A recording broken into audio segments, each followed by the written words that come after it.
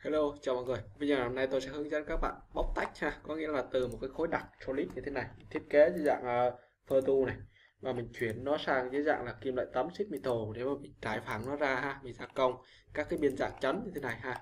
Này thường là trong các cái lò hơi á, hoặc là các cái ống dẫn khí ha. Được chưa? Có lò sưởi các thứ thì nó sẽ có cái kiểu biên dạng phức tạp như thế này. Thì cách mà mình có thể gia công như thế nào từ một cái khối đặc như thế này để mà mình có thể gia công được thì nay mình sẽ hướng dẫn cho mọi người ha. Thì ở đây là mình sử dụng loại lốt thôi, mình nối các cái biên dạng này lại với nhau ha. Tương tự các bạn có thể nối nhiều biên dạng.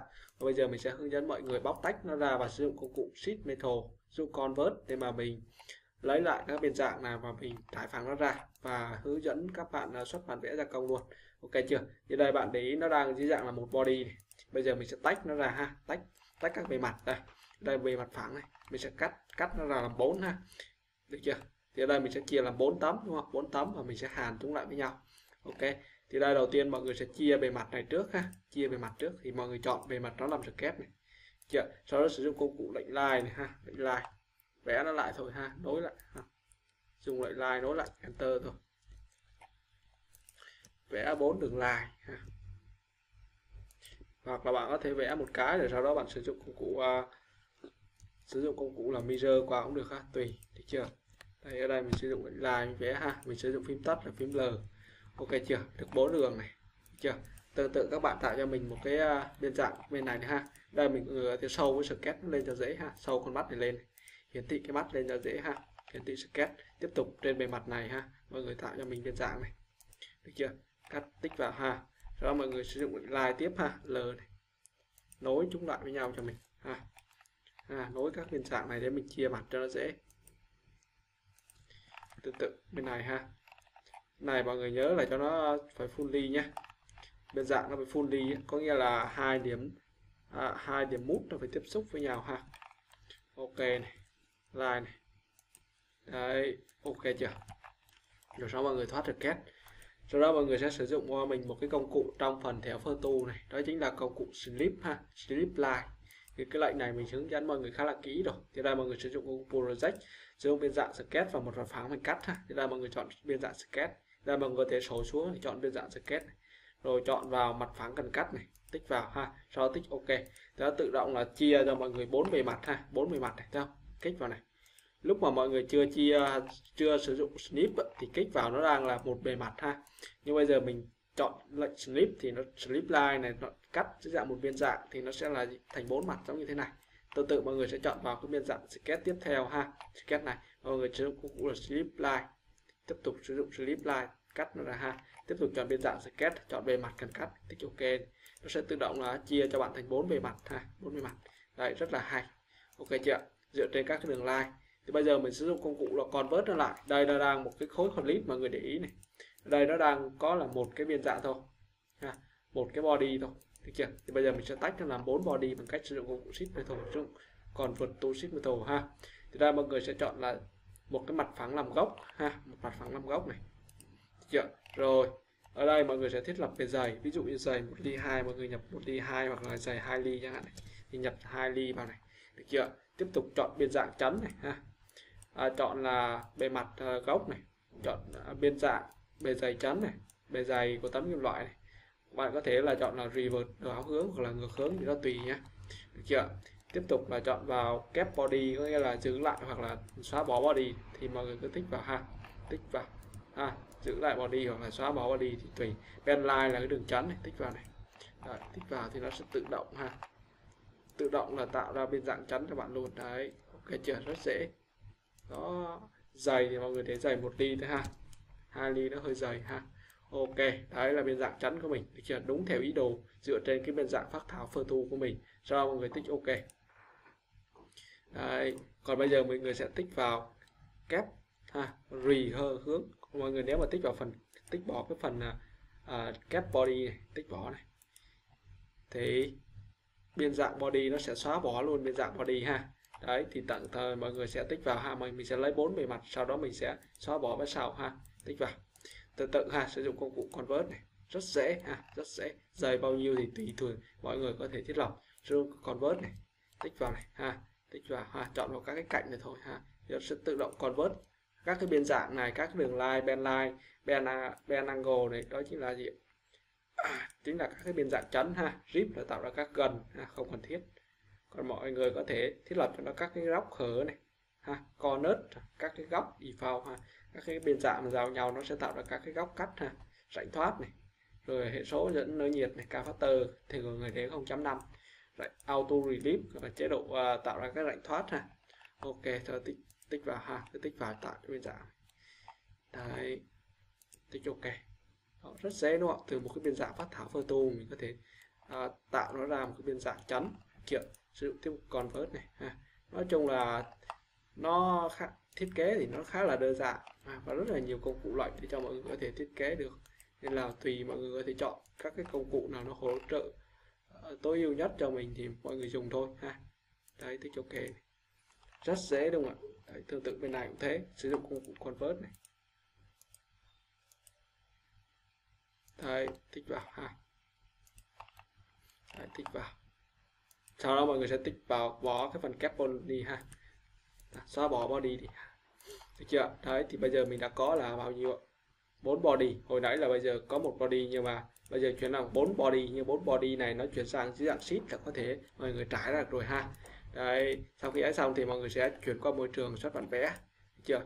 Thì mọi người sẽ chọn là phần sổ xuống ha, chọn là make drawing này, chọn ví dụ mình chọn khẩu A3 này, tích ok này. Đó, bây giờ mình xuất ha, phần này. Kéo ra thôi ha. Đấy, rất dễ đúng không ạ? Lấy một cái hình 3D đi ha, ISO này. Bây giờ mình chỉnh tỷ lệ một chút ha, chỉnh tỷ lệ một chút. Tỷ lệ thì mình sẽ để cho nó là 13 đi ha. Đấy, ok ha, nhìn nó cân đối một chút là được ha. Ok, tương tự thằng này mình cũng để 13 đi ha, tỷ lệ 13 này. Ok này, cho nó cái bảng bom ha, kích phải chọn là table, chọn là build material ha. Đấy. Cái này thì đây mọi người phải chọn là, ở đây mọi người chọn vào một cái hình chiếu ha, sau đó mọi người chọn vào phần là option opaque lên 200 mình ha. Thì đây mọi người để ý nó có 4 sheet này, sheet 1, sheet 2, sheet 3, sheet 4 này. Thì này nó là dạng là convert ha. Thì đây dưới dạng là cắt list thì mọi người phải xuất dưới dạng bảng cắt list nhé. Thì mọi người sẽ kích phải này, chọn là bảng table, nhưng mà dưới đây là dạng view mình cắt list ha. Đây, tại vì nó có một file bạc mà. Đấy. Ok, sheet 1, sheet 2, sheet 3, sheet 4 này. Được chưa? Tương tự mọi người có thể đổi tên cho nó nhé, đổi tên này. Sheet 1, sheet 2, sheet 3 này. Được chưa? Thì mọi người rename nó đi ha. Rename này, chọn là tấm 1 này. Rename này. Tấm 2 này. Rename này. Tấm 3 này ha. Tương tự nếu mà mọi người dùng nhiều thì sử dụng các mã múng ha. Ở đây các công ty thường là người ta quản lý dưới dạng mã và lấy lại bản vẽ rất là nhiều, nên là còn thứ thiết kế ít dạng cơ bản thì mọi người sử dụng đổi tên trực tiếp luôn ha. Còn các cái công ty lớn thì người ta sẽ sử dụng mã để mà người ta định dạng lại, và sau đó người ta sẽ dùng công cụ Pack and Go, người ta lấy lại bản vẽ. Đây tại mình thiết kế mới mà. Ok, bây giờ mình xóa bảng này đi ha, mình lấy lại bảng mới. Kích phải chọn là table, chọn là build, nguyên mình cắt list ha. Rồi thì ok. Đây. Rồi, mình sẽ tạo cho nó thêm một cái cột nữa. Kích phải chọn insert ha. Chọn là column right. Thì đây mình sẽ lấy bảng là cắt list item name ha, tích vào. Chưa? Thì nó sẽ cho bạn một cái bảng này. Ok, còn hai bảng này thì mình xóa đi ha. Delete đi ha. Đấy, rất dễ đúng không ạ? Đó, đơn giản. Đấy, kéo thả này ha.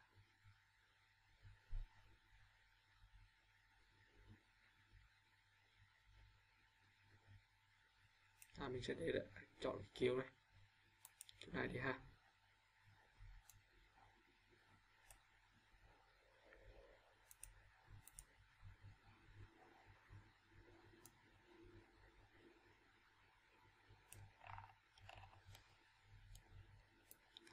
Đặt tạm vào đây ha. Ok. Rồi, tiếp tục. Ở đây mọi người sẽ chọn là nét ha, chọn đường nét cho nó, rồi sau đó mọi người điền kích thước ha, layout thôi ha, không có gì cả. Rồi mọi người đánh 35 này, 35 ha, 35 mọi người chọn American để chọn là 35 ha. Chọn là auto 35 gì cũng được ha, tùy mọi người thôi. Cái này mình đánh nhanh thôi ha. Cái này là mình đã đánh thủ công nhé, đánh tự động cũng được tùy mọi người nhé, nhưng mà thường phần lớn là mình sử dụng đánh thủ công ha.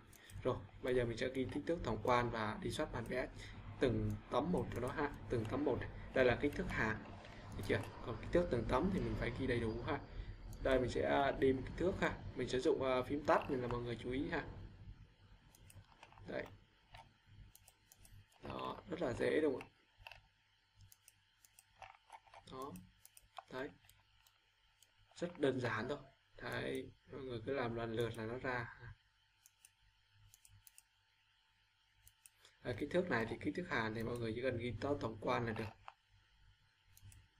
không cần là phải là ghi đầy đủ đâu nhé, ghi tổng quan là được.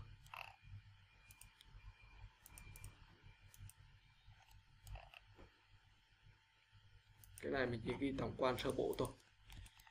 Ok. Đấy, mọi người có thể là cho nó các cái đường nét này, được chưa, các cái kiểu chiếu này, tùy ha, rất là rộng. Đấy, sau này có thời gian thì mình sẽ hướng dẫn mọi người xuất các cái bản vẽ hoàn thiện chưa. Ok, chọn là tangent này, chọn target và remove, hoặc là có thể tắt cái chế độ này đi ha, tùy mọi người. Nói chung là đấy, xuất ha, này chỉ được điền kích thước thôi, điền kích thước để mình hàn.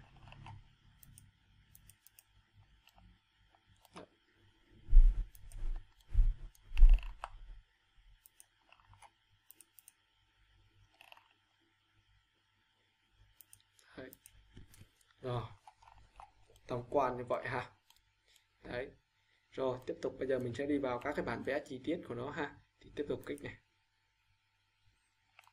Ok, đây mình sẽ chọn là property này, chọn là sheet format ha, brown này, chọn là khổ A3 ha, đường dẫn này, template của mình, sheet format chọn là khổ A3 ha, chọn select sheet, chọn sheet này, ok này, apply, rất dễ.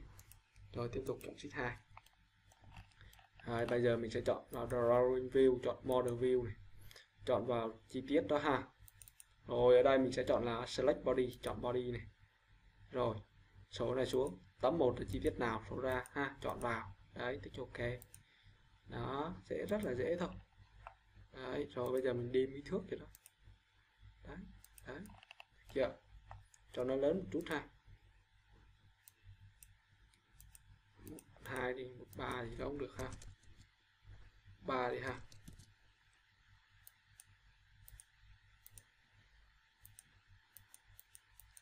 Một 3 đi. Ok. Đấy, rất là dễ thôi.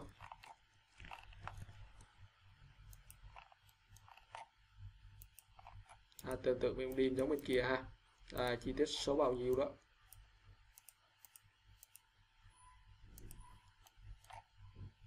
Key này bên dạng đấy mình chấn nhé. Còn mình phải xuất cho nó một cái bản vẽ là trái phẳng nữa.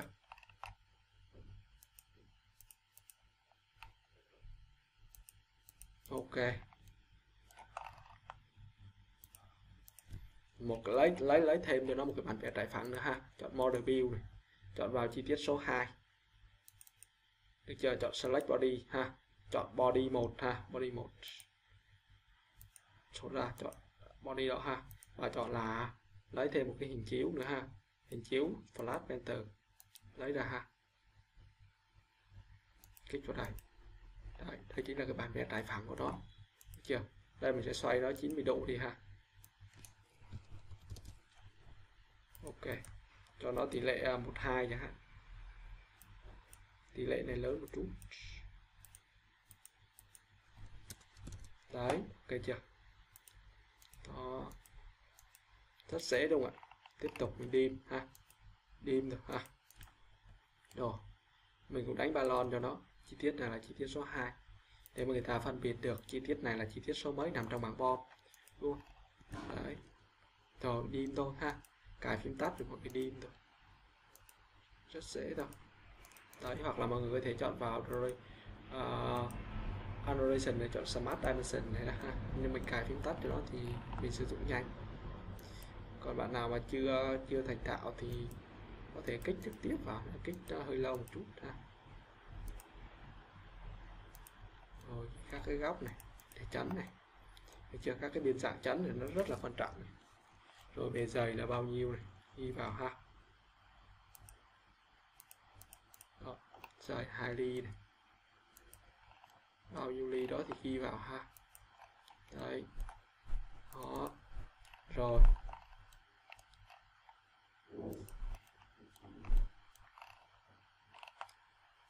đấy, ghi kích thước tổng quan vào ha, dài rộng cao gì đó, ghi cho nó tổng quan vào để người ta nhìn vào người ta biết được.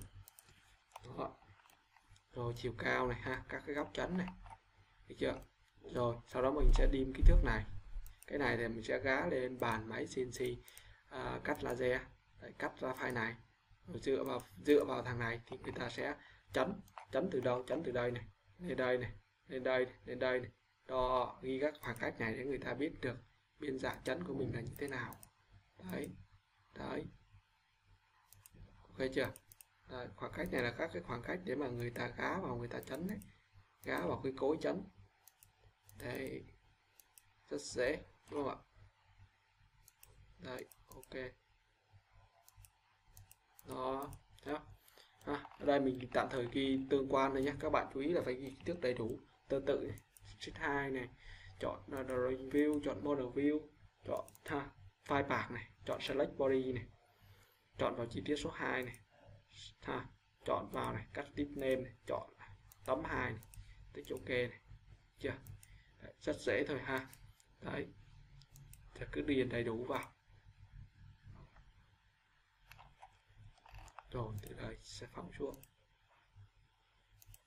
rồi cho nó cái tỷ lệ hợp lý. Đó, 13 hoặc 12 gì đó tùy ha, tùy mọi người điền kích thước cho nó hợp lý. Đấy ha. Rồi tiếp tục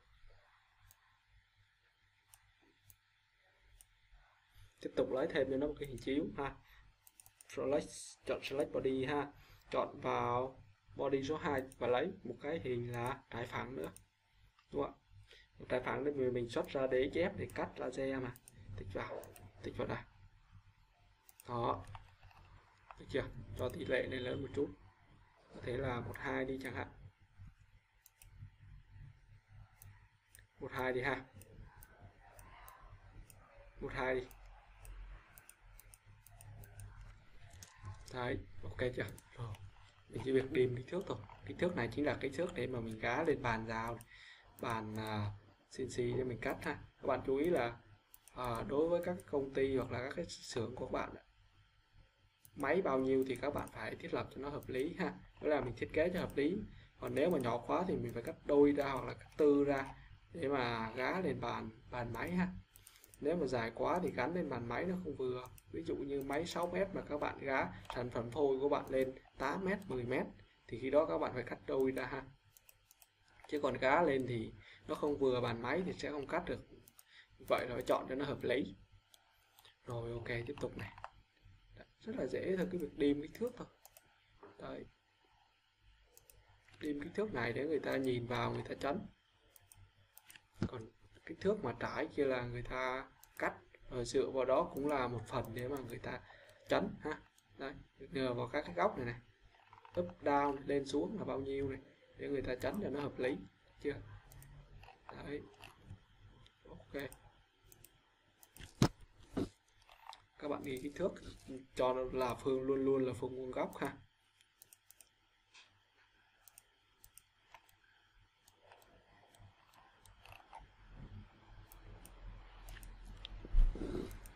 Lên cài phím tắt là các bạn xử lý cho nó nhanh ha.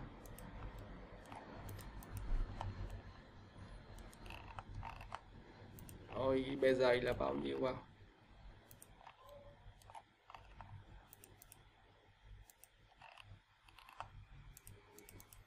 Rồi, mình ghi sơ bộ thôi, các bạn chú ý là phải ghi cho nó đầy đủ nha. Đấy.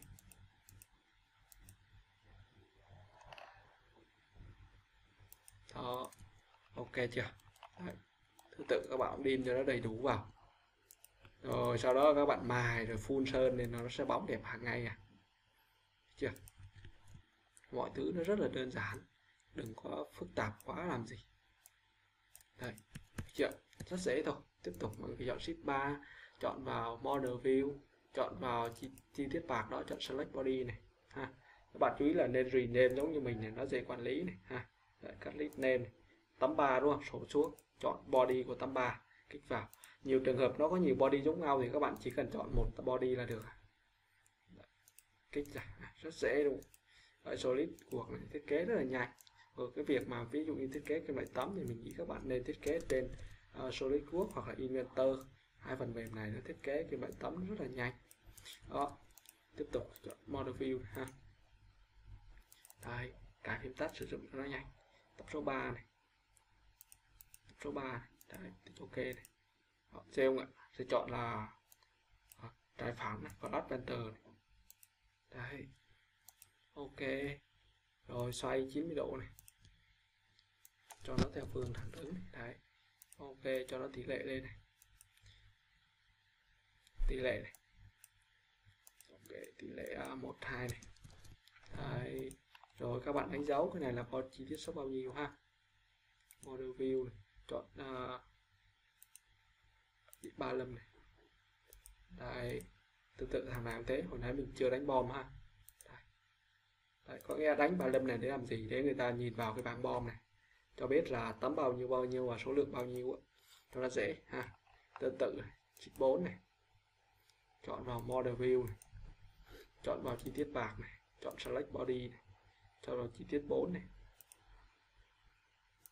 tấm 4 đúng không? Số ra chọn tấm 4 thì ok này. Đấy, rất dễ.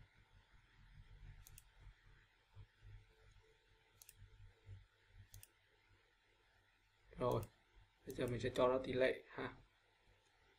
Kích vào, nhấn Escape để kết thúc lại nha. Rồi, cho tỷ lệ là 1:2 đi, cho lớn chút. Đấy, tại vì mình đang xuất khẩu A3 mà, thì mọi người điều chỉnh cho nó hợp lý, không cần thiết nhỏ quá đâu. Rồi tiếp tục chọn Model View này, chọn chi tiết file ha, vẫn luôn chọn file bạc. Và mọi người chọn Select Body này, chọn vào phần là bạc 4 này, thì ok này, chọn phần Adventure này. Các bạn chú ý là trước mình cũng có hướng dẫn các bạn bóc tách dưới dạng là hai dạng chính, thì mình đã nói đó chính là dạng Wheel cắt list và dạng thứ hai là dạng Cell Body ha. Hai dạng đó mình nói rất là kỹ rồi, các bạn xem lại hai video đó ha, nếu mà chưa hiểu cách bóc tách. Ở đây là một cái dạng là kim loại tấm thôi ha, nhưng mà vẫn sử dụng Wheel cắt list để mình xuất cho nó dễ dàng. Dựa trên cái phần đó ha, nó cũng tựa như nhau như vậy. Rồi bây giờ mình điền kích thước và mình xuất PDF và DXF cho nó thôi. Đấy, cái này mình cũng gá tổng quan là mình sẽ gá cái kích thước dài rộng lớn nhất là bao nhiêu, chưa? Đấy, dài rộng lớn nhất là bao nhiêu để mà lúc mà mình ướm được cái phôi lên bàn máy cho nó hợp lý thôi. Đó, ok. Đấy, mình nói rất là đơn giản. Thì các bạn nếu mà làm về cái lĩnh vực này thì mình nói sơ qua là các bạn hiểu à. Ok.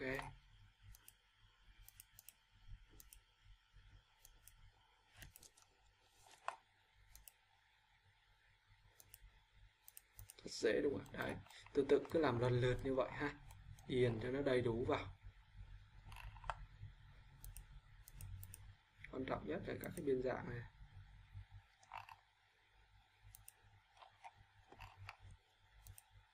Nhiều chỗ mình điền đang thiếu thì mình điền nhanh, nhiều chỗ đang thiếu thì các bạn có thể điền thêm vào nha. Đây mình điền nhanh thôi. Đấy, các bạn chỉ việc kích vào để kích đúp vào cạnh nào đó thì nó tự bung ra, rất dễ. Còn các bạn thiết kế 2D thì cái dạng này thì thiết kế vẫn được nhé, nhưng mà nó sai số nhiều lắm, sai số lại tính đầu tính nhiều cái nó phải tính. Phần 2D mình có mấy đứa bạn làm bên thiết kế tủ điện mà cái dạng thiết kế 2D nhưng mà lại nó tính toán nhiều, nó sai số, nó hay bị sai kiểu vậy. Ok này.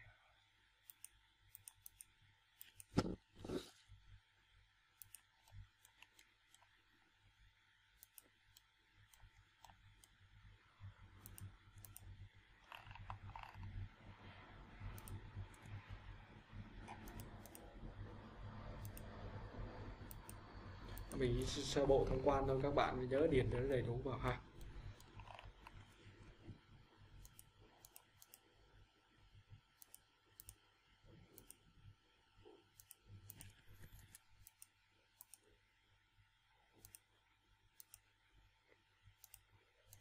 Rồi điền cho đầy đủ vào ha.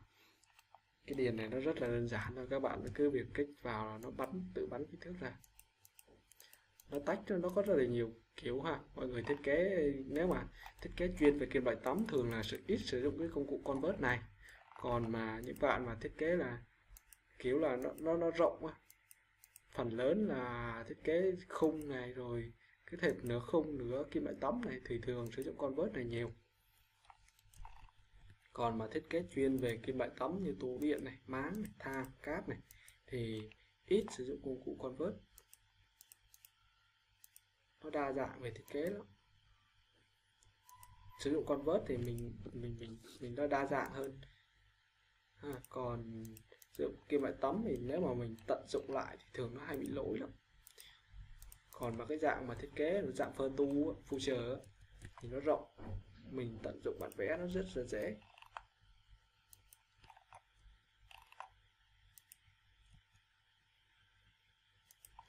Đấy, thì tùy các bạn điền cho nó đầy đủ vào.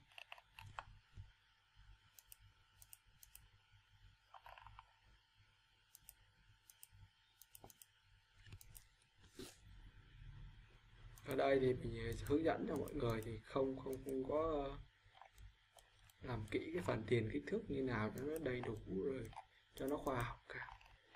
Để mọi người điền làm sao mà mình hiểu đó.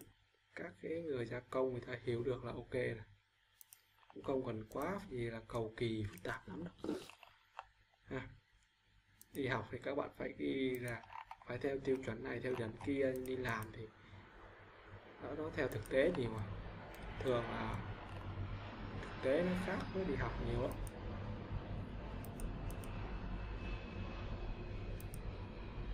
Rồi nhiều bạn đi học bằng này bằng kia kiểu bằng chứng chỉ SolidWorks thì đôi khi nó cũng không cần thiết lắm.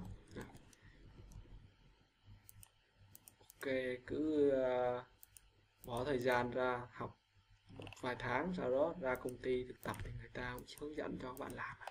Rồi, đấy, ví dụ như vậy ha. Rồi sau đó xuất các cái file DXF ha. Đó. Rồi, bây giờ mình lưu yes. Rồi xuất ra file PDF và DXF là được ha. Rồi, test thử cái mắc code trước, mình hướng dẫn mọi người cài này, xem như nào. Mắc code xuất PDF ha, mắc code xuất PDF DXF đó, mọi người có thể tham khảo. Đấy, nhìn nó rất là đẹp và rất là khoa học luôn, rất dễ theo.